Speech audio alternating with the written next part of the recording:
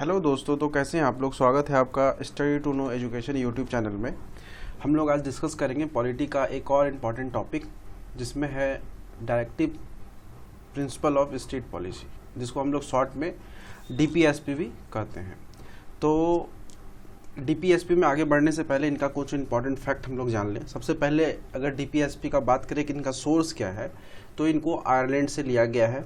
Irish constitution से लिया गया है डीपीएसपी को। और ये कौन से पार्ट में आते हैं हमारे कॉन्स्टिट्यूशन में, ये आपके आते हैं पार्ट 4 में। ठीक है, तो पार्ट 4 में आते हैं। ये आयरिश कॉन्स्टिट्यूशन से लिया गया है और इनका आर्टिकल का रेंज अगर देखा जाए तो ये आपका 36 से लेकर 51 तक है।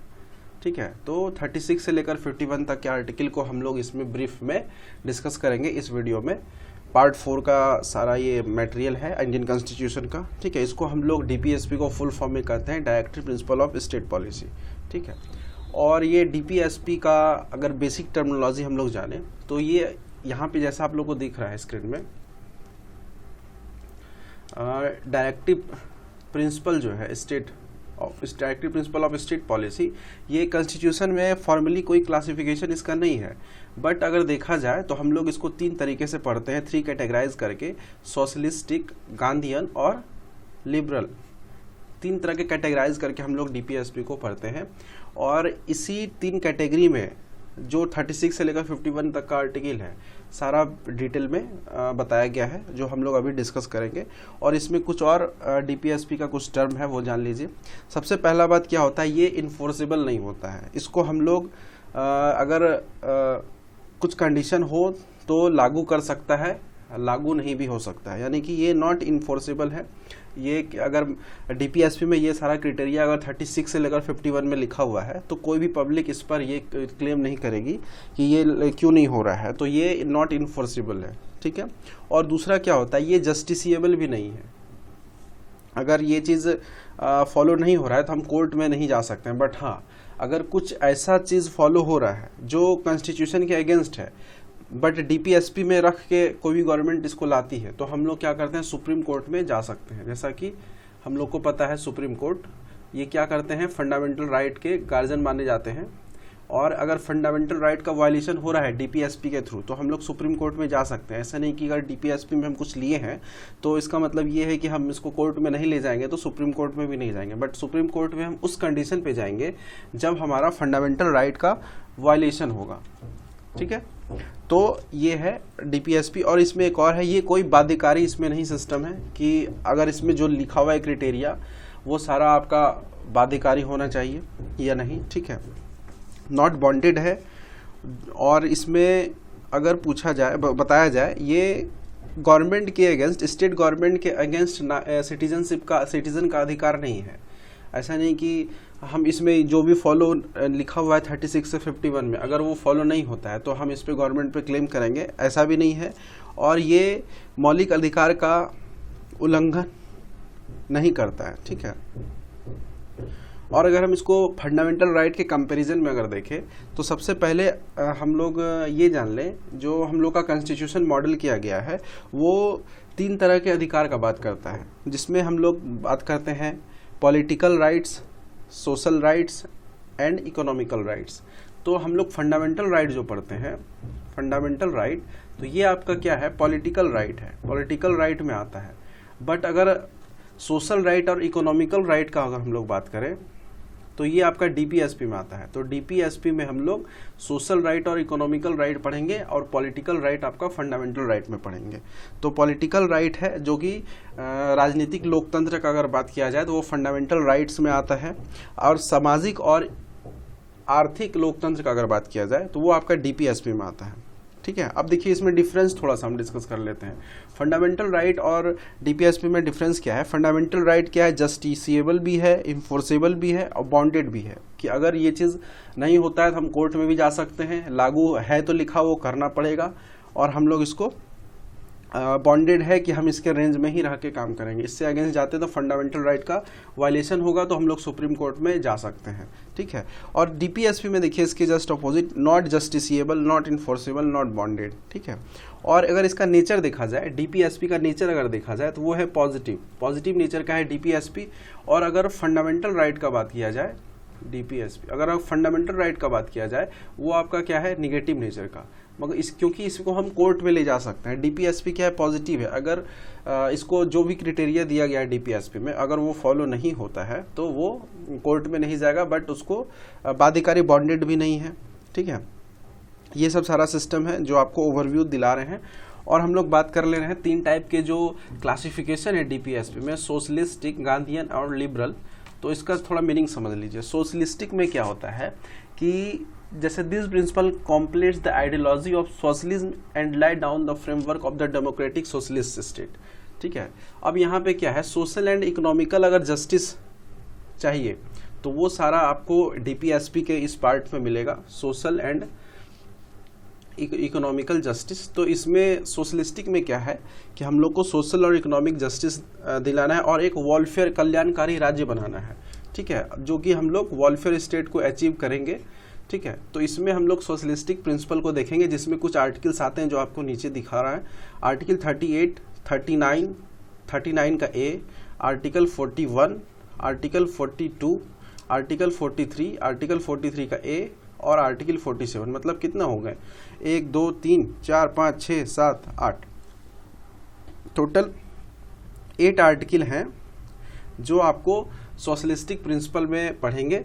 बट इसमें कुछ मिक्स भी हैं जो महात्मा गांधीयन वाले में भी आते हैं और लिबरल में भी आते हैं। ठीक है, तो हम लोग सोशलिस्टिक प्रिंसिपल में क्या कर रहे हैं, सोशल एंड इकोनॉमिकल जस्टिस को कॉन्सेप्ट को ले रहे हैं और ये वेलफेयर स्टेट होना चाहिए। अब हम लोग बात करते हैं गांधीयन अप्रोच। गांधीयन अप्रोच में क्या है कि जो गांधी के ड्रीम है, गांधी जी के जो ड्रीम थे उनको फुलफिल करने का कोशिश किया गया है डीपीएसपी के आर्टिकल के थ्रू। ठीक है, जो नेशनल मूवमेंट के टाइम में ये सारा सोच रहे थे कि कैसे अपने एरिया को रिकंस्ट्रक्ट करेंगे, पंचायती राज होना चाहिए, सबको एक जैसा देखना चाहिए, तो वो सारे इसमें सारा डिस्कस किया गया जो इसमें गांधी जी के आइडिया को फुल दिखाने का कोशिश किया गया है, जो कि आपका आर्टिकल 40 में पंचायती राज के बारे में है, 43 का बी, आर्टिकल 46, 47, 48। तो ये सब सारा जो है ना वो गांधीयन अप्रोच पे मतलब गांधी जी के जो माइंडसेट से है वो सारा इसमें दिखाने का कोशिश किया गया। इसलिए हम लोग गांधीयन प्रिंसिपल्स ऑफ डीपीएसपी कहते हैं, जो नेशनल मूवमेंट के टाइम में चलाया गया था। ठीक है, अब हम लोग देखते हैं लिबरल प्रिंसिपल। लिबरल प्रिंसिपल में क्या आता है, towards the ideology of liberalism. अगर हम लोग आइडियोलॉजी ऑफ लिबरलिज्म का फॉलो करें तो इसमें कुछ आर्टिकल्स हैं जो डीपीएसपी में डायरेक्टली मेंशन्ड है। ठीक है, जो कि आपका आर्टिकल 44 है, राइट इक्वल वो है। 44 में क्या है आपका, इक्वल पेनल कोड है, इक्वलिटी को दिखाता है। 45 है, 48 है, 48 का ए है, 49 है, 50 है एंड 51 है। 50 में क्या है आपका एग्जीक्यूटिव एंड जुडिशियरी वाला, वो सारा अलग अलग होना चाहिए। ठीक है, 44 में है आपका समान नागरिक संहिता जो है, यूनिफॉर्म सिविल कोड है। आर्टिकल 51 में क्या है आपका, कुछ सिक्योरिटी से रिलेटेड है, इंटरनल पीस से रिलेटेड है, वो सारा भी हम डिस्कस करते हैं एक एक करके। ठीक है, तो ये लिबरल प्रिंसिपल को फॉलो करता है जो सारा आर्टिकल आप लोग को दिखाए हैं। तो हम लोग अब आगे इसमें चलते हैं जल्दी से।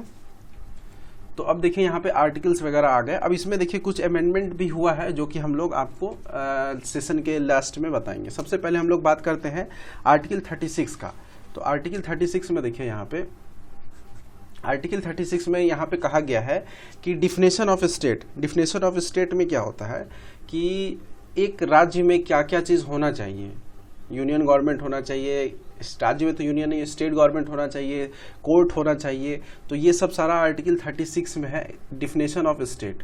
ठीक है, और ये सिमिलरली फंडामेंटल राइट के आर्टिकल 12 में भी है। ठीक है, डिफिनेशन ऑफ स्टेट, इसलिए यहाँ पे आर्टिकल 12 यहाँ पे मेंशन किया गया है। ठीक है, अब यहाँ पे आर्टिकल 37 का बात कर दिया जाए तो हम लोग अभी जस्ट डिस्कस किए हैं कि ये डीपीएसपी इन्फोर्सेबल नहीं है। तो इन्फोर्सेबल नहीं है इसका मतलब क्या है कि हम लोग इसको अगर जो दिया हुआ है, ऐसा जरूरी नहीं कि सारा लागू करे, लागू भी करे तो उसको प्रॉपर करे, मगर ये नहीं है कि आपको करना ही है, बट आपको वैसा काम करना है जो सरकार के जो कल्याणकारी राज्य को फुलफिल करता हो। तो ये आर्टिकल 37 में application of the principle content in the part, मतलब यहाँ पे इन्फोर्सेबल वाला बात है।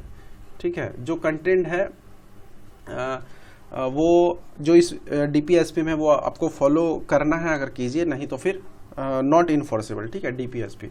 अब आर्टिकल 38 का बात करें तो 38 में बात किया जा रहा है वेलफेयर स्टेट का, कल्याणकारी राज्य का, जिसमें हम लोग सामाजिक आर्थिक कल्याण को देख सकते हैं। सामाजिक भी कल्याण मिले राज्य को, आर्थिक भी कल्याण मिले, सोशल, ठीक है, और वेलफेयर ऑफ पीपुल, ठीक है। अब आर्टिकल 39 में हम लोग बात कर रहे हैं। आर्टिकल 39 में क्या है कि सामाजिक आर्थिक डेवलपमेंट हो, विकास हो, सोशल एंड इकोनॉमिकल डेवलपमेंट हो।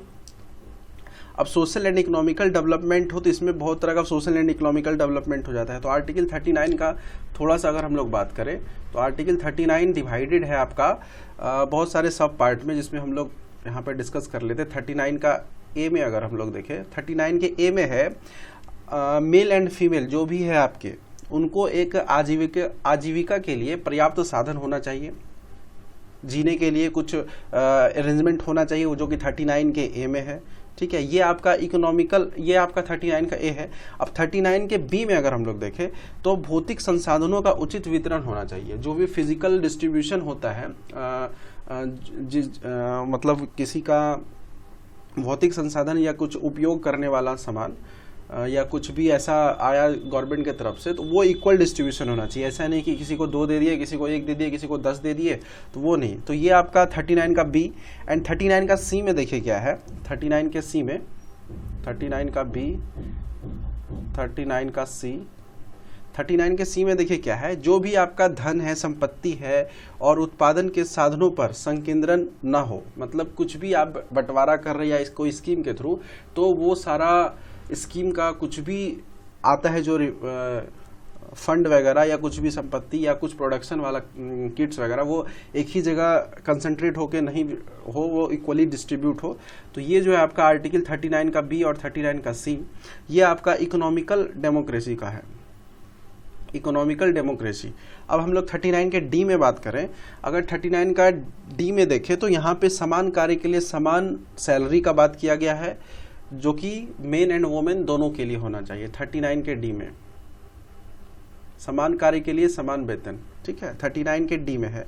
39 के ई में देखें, यहाँ पे देखिए सब स्मॉल लिख रहे हैं, इसका मतलब क्या है कि ये ऑलरेडी पहले से है।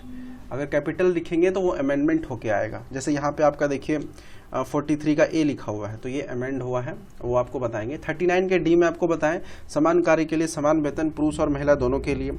अब 39 के ई में देखिए क्या है, कुछ भी ऐसा वर्क जो गवर्नमेंट दे रही है, वो अगर उस व्यक्ति या उस मनुष्य या उस महिला या किसी बच्चे के लिए प्रतिकूल है, जो बच्चे नहीं, बच्चे तो 14 से ऊपर वाला का, तो मेल एंड फीमेल का सिर्फ बात कर लिया, बच्चे को भी, तो अगर उस वर्ग के प्रतिकूल रोजगार है तो उसको वहाँ पे सारा डिसीजन देना है कि यहाँ पे इसको उसके प्रतिकूल दीजिए, ठीक है, मतलब जो इसके लायक है वही इसको रोजगार मिलना चाहिए। तो 39 के ई में यही है। अब आपका बात कर रहे हैं 39 के एफ में, तो ये आपका इसका सब पार्ट है। तो 39 के एफ में है बच्चे के विकास के लिए गरिमा पर ध्यान देना। अगर उसका जो डेवलपमेंट है बच्चा लोग का, तो वो किस तरह से डेवलप करेंगे, उसके सारे प्रोटेक्शन का ध्यान देना है, सरकार का काम है, ठीक है। तो बच्चे के विकास और गरिमा पर ध्यान देना, ये आपका 39 का सारा 39 का A B C D E F total 6 है, जो कि जिसमें से आपका 39 का बी एंड सी आपका इकोनॉमिकल पॉलिटिक्स, इकोनॉमिकल डेवलपमेंट में आता है ना, वो आता है आपका इकोनॉमिकल डेवलपमेंट में, ठीक है। अब आपका यहाँ पे हम लोग 39 का ए देख रहे हैं। 39 के ए में देखिए क्या है, 39 का ए ये बाद में ऐड किया गया है, ठीक है। और ये जो हम बता रहे हैं 36, 37, 38, ये कौन सा गांधीयन है, कौन सा ये है, वो आपको हम पहले ही बता चुके हैं। अगर बोल रहे हैं तो यहाँ पर भी हम लोग इसको ट्राई कर सकते हैं। आपका 39 जो है, एक सेकेंड कलर चेंज कर ले, आपका जो ये 39 है, आपका जो ये 39 है, ये आपका यहाँ पे लिख देते हैं, आपका 39 आर्टिकल ये आपका सोशलिस्टिक है, ठीक है। आपका 39 का ए ये भी आपका सोशलिस्टिक है।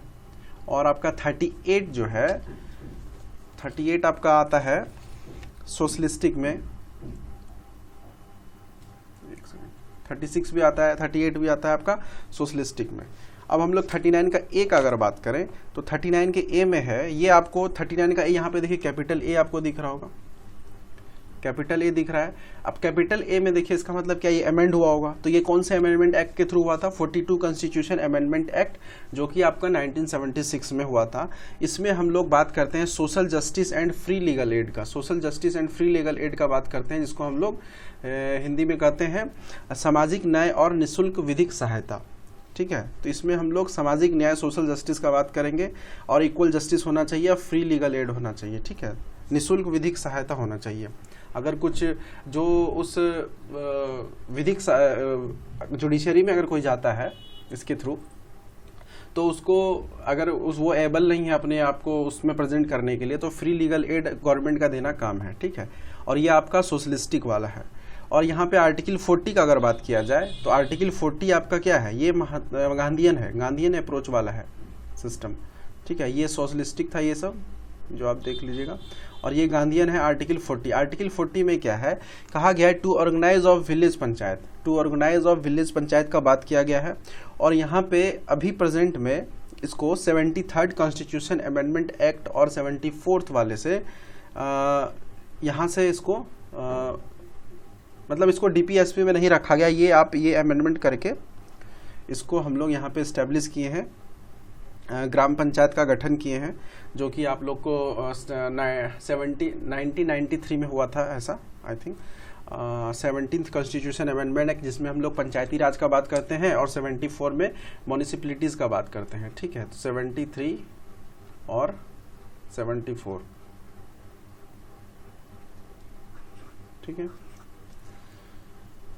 अब यहाँ पे देखिए हम लोग बात कर रहे हैं आर्टिकल 41 का। आर्टिकल 41 में देखिए क्या है, काम, शिक्षा और लोक सहायता पाने का अधिकार।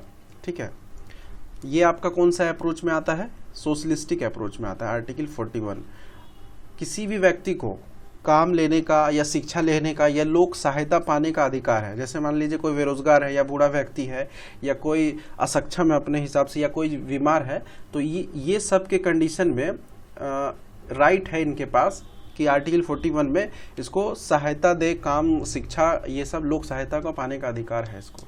ठीक है, मतलब गवर्नमेंट ये इस पे काम करेगी, अगर काम करेगी तो आर्टिकल 41 के तहत। ठीक है, आर्टिकल 42 में देखिए क्या है, ये आपका कौन सा है, ये भी आपका सोशलिस्टिक है। सिर्फ देखिए एक 40 है आपका गांधी वाला, बाकी शुरू से लेकर सब सोशलिस्टिक चल रहा है। अब इसमें देखिए 42 में देखिए क्या है, काम की न्याय संगता, राइट टू वर्क। ठीक है, और इसमें मैटरनिटी रिलीफ का भी बात किया गया है, और इसमें मनोवचित दशाएं में कोई कंडीशन में अगर कुछ ऐसा हो जाए तो मैटरनिटी रिलीफ का भी बात किया गया है। अब इसमें देखिए provision for just and human condition for work and maternity leave, तो इसमें 42 में आपका इसका बात किया गया है, फॉर मैटरनिटी लीव और क्या काम की न्याय संगता। और आर्टिकल 43 का बात करें हम लोग तो ये आपका गांधीयन एंड सोशलिस्ट दोनों है। ठीक है, अब इसमें आर्टिकल 43 में देखिए क्या है कि कर्मियों को न्यूनतम मजदूरी देने का प्रावधान है। जैसे हम लोग एग्जांपल ले लें मनरेगा वाला, तो उसमें कर्मियों का न्यूनतम मजदूरी होना चाहिए, और कॉटेज इंडस्ट्री का वगैरह का वो होना चाहिए, कुटीर उद्योग का एस्टेब्लिशमेंट करना है, मिनिमम वेजेस फॉर वर्कर्स होना चाहिए। तो ये आपका महात्मा गांधी एंड सोशलिस्टिक दोनों है। अगर हम लोग EPFO एग्जाम से बात करें तो ये वाले आर्टिकल बहुत इंपॉर्टेंट है, याद रखिएगा। 43 एंड 43 के ए को भी हम लोग साथ लेके चलेंगे। तो अब यहाँ पे 43 में क्या है, न्यूनतम मजदूरी। अब 43A में देखिए क्या है, ये आपका कौन सा है, सोशलिस्टिक है। अब यहाँ पे 43 कैपिटल ए लगा हुआ है, तो इसका मतलब क्या है कि ये अमेंड हुए हैं। अब ये अमेंडमेंट जो हुआ ये कौन से कॉन्स्टिट्यूशन से हुआ है, ये 42 वाले से हुआ है। 42 कॉन्स्टिट्यूशन अमेंडमेंट एक्ट कब हुआ था, 1976 में। ठीक है, अब इसमें देखिए इसमें ऐड किया गया इसको 42 कॉन्स्टिट्यूशन अमेंडमेंट एक्ट 1976 के तहत इसको ऐड किया गया है। अब इसमें क्या कहा गया है कि जो भी उद्योग वगैरह का एस्टेब्लिशमेंट होगा तो उसमें कर्मियों जो भी वर्क करेंगे, वर्कर जो एम्प्लॉयज होंगे, उसको प्रबंधन में हम लोग इंट्रोड्यूस करेंगे, मैनेजमेंट में। ऐसा नहीं कि हम लोग वर्क करवा दिए चले जाओ, तो वहाँ के कंपनी का जो participation of work in management of industries. ठीक है, तो मैनेजमेंट में इन्वॉल्वमेंट्स होगा जो भी वर्कर्स होंगे, तो इसको यहाँ पे कंसीडर किया जाएगा। ठीक है, मैनेजमेंट में। तो ये आपका आर्टिकल 43 का एक आता है, ये भी आपका ईपीएफओ के लिए एग्जाम के व्यू से इंपॉर्टेंट है, 43 एंड 43A। अब आर्टिकल 43B का अगर हम लोग बात करें, अब इसमें भी देखिए कैपिटल है लेटर, इसका मतलब ये भी अमेंड हुआ है। अब यहाँ पे कह रहा है कि सहकारिता समिति जो होता है कोऑपरेटिव सोसाइटी, ठीक है, उसका हम लोग क्या करते हैं, प्रमोशन करने का बात करते हैं, जो कि आपका ये भी अमेंडमेंट होके हुआ है। ये आपका 97th कॉन्स्टिट्यूशन अमेंडमेंट एक्ट हुआ है, उसमें हुआ है। ये भी आपका 2011 में हुआ है, 97th कॉन्स्टिट्यूशन अमेंडमेंट एक्ट 2011। इसमें आपको कोऑपरेटिव सोसाइटी का प्रमोशन करने का बात किया गया है। ये भी आपका ईपीएफओ एग्जाम के व्यू से इंपॉर्टेंट है, मतलब। और ये आपका क्या है, प्रमोशन ऑफ कोऑपरेटिव सोसाइटी, ये आपका गांधीयन अप्रोच है। तो गांधीयन देखिए कितना आ गया, 1 2 3 आया, 40 43 43 का बी। तो ये आपका सारा आर्टिकल क्लियर समझ में आ गया कि डीपीएसपी में क्या क्या बात है। अब हम लोग बात करते हैं नेक्स्ट स्लाइड में 44 में देखिए क्या क्या कहा गया है। अब यहाँ पे देखिए 44 जो है आपका ये आपका लिबरल अप्रोच है, ठीक है, लिबरल अप्रोच है, जिसमें आपका आर्टिकल 44 में यूनिफॉर्म सिविल कोड का बात किया गया फॉर सिटीजन, समान नागरिक संहिता होना चाहिए, ठीक है। मतलब अन्य ये सिर्फ कहने का मतलब है कि सभी नागरिक को समान नज़रों से देखना है, uniform civil code of citizens, ठीक है। और ये अगर बात किया जाए सिर्फ गोवा में कहा जा रहा है कि इसमें लागू किया हुआ है, ठीक है, और ये अन्य किसी राज्य में लागू नहीं है, सिर्फ गोवा का बात किया जा रहा है। ये आपका क्या है, लिबरल अप्रोच है, ठीक है। अगर हम लोग इसमें थोड़ा सा बात कर ले यूनिफॉर्म सिविल कोड में, तो कुछ हम यहाँ पे एग्जाम्पल का भी देखेंगे। अब जैसे यहाँ पे देखिए पहले क्या था कि शादी वगैरह अगर होता हो किसी का, मैरिज वगैरह या डिवोर्स वगैरह या कुछ सक्सेसरशिप का बात किया जाए या एसेट्स या संपत्ति का बात किया जाए, ठीक है, तो उसमें अलग अलग कानून था, ठीक है, अलग अलग कानून बना हुआ था। तो उसी में एक जब डिवोर्स का केस आया, 3 तलाक का केस, तो यहाँ पे तत्काल 3 तलाक था, और उसके बाद क्या हुआ, 3 तलाक आया, फिर उसके बाद क्या हुआ। अब इसमें छोड़िए, अब डिटेल लंबा हो जाएगा वीडियो, ठीक है। तो इसमें क्या हुआ कि हम लोग यूनिफॉर्म सिविल कोड का बात करते हैं आर्टिकल 44 में। तो सीधा समझ लीजिए कि सभी को एक नज़र से सिटीजन को कंसीडर करना है। ऐसा नहीं कि अगर इसका कुछ मैटर है तो इसका हम अलग व्यू से देखेंगे, इसको हम अलग व्यू से देखेंगे। तो आर्टिकल 44 का हम लोग बात कर रहे हैं यूनिफॉर्म सिविल कोड का, ये आपका लिबरल अप्रोच है, ठीक है। और ये आपका आर्टिकल 45 का अगर हम लोग बात करें, तो आर्टिकल 45 में कह रहा है, ये भी आपका लिबरल है। आर्टिकल 45 में कह रहा है कि 6 से 14 वर्ष के बच्चों के लिए शिक्षा देना तो है, बट इसमें जो एक अमेंडमेंट हुआ था जो कि आपको 46 में ऐड है कि 6 साल से कम आयु के बच्चों को भी शिक्षा और विकास का प्रावधान है। अगर 6 साल से कम उम्र का बच्चा है तो उसको भी शिक्षा और विकास उसका करना आपको जरूरी है, जो कि आपका ये 86 कॉन्स्टिट्यूशन अमेंडमेंट एक्ट में हुआ था, जो कि कब हुआ था आपका 2002 में। तो ये सब जो अमेंडमेंट और ईयर है वो याद रखिएगा। ये आर्टिकल 45 है, ये लिबरल से टर्म रखता है, अप्रोच से, लिबरल अप्रोच से, ठीक है। अब यहाँ पे हम लोग बात कर रहे हैं आर्टिकल 46 का। आर्टिकल 46 में क्या कहा गया है कि जो भी वीकर सेक्शन है और जो ST SC जो जिसमें आते हैं उसको हम लोग एजुकेशनली एंड इकोनॉमिकली क्या करेंगे कि प्रमोट करेंगे, ठीक है। वीकर सेक्शन और SC ST को विकास करना है गवर्नमेंट के द्वारा। गवर्नमेंट क्या करेंगे, डेवलपमेंट प्रोग्राम इन लोग के लिए चलाएंगे और यहाँ पे विकास किया जाएगा।